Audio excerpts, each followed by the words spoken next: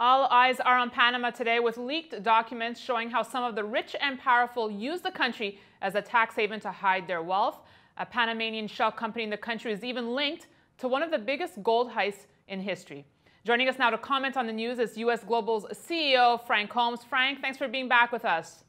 It's good to be here. So before we look at gold, I'd like to get your thoughts on the Panama Leaks here first.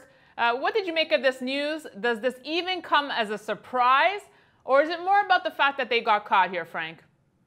I don't think it's a surprise and just that it names people, but a lot of the data from people gone, passed away, or 20 years ago. But there are some current characters that are in power that it will change the landscape of their political influence. But the most important part, what does it mean for gold? As I mentioned before, that gold is the fourth most liquid investment in the world. It is money. And so it shows up with the heist that took place in the UK, converted, whatever the drama unfolds, gold is money, and that wouldn't actually show up in any of these zones. Okay, so you think it would be good news for gold then? This is good for gold? No, I just think it's a fact that it validates, because you have an audience of people that believe that gold is not money. They just believe it's a commodity, and no, it is money. All right, Frank. Well, let's talk about gold now. The metal getting off to a slow start here in Q2. What's your take on gold's price action this Monday? Well, for the past couple of weeks, I've been commenting that gold's had what we call that standard deviation move. It's had a spectacular run. And what we're seeing today is flirting with that 50-day moving average.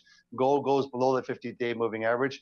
In a short period of time, it can get some selling and redemptions, but I don't think it's of great significance. I think we're going to live with this global slowdown unless they keep stimulating with negative real interest rates, which is bullish for gold.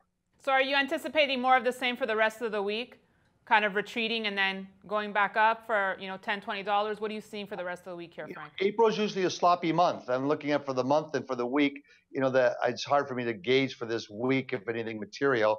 But I think that gold is going through that transition period. But what's really insignificant to me was the amount of money this past quarter that went into the GLD.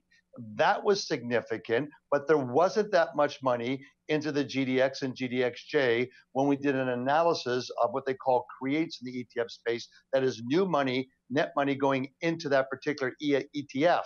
So that there's a lot of investors don't believe this gold rally, and that means it probably trades higher. All right, Frank, what's your touchdown pass going to be? I think we're looking at CPI numbers coming out. The global PMI was positive. For the global, it seems to modestly turning, and I think that the CPI number will be the rational reason for the Fed to try to raise rates. All right, thank you so much, Frank. Stay tuned. We have technical analyst Gary Wagner up next, reporting from New York. I'm Daniela Cambone.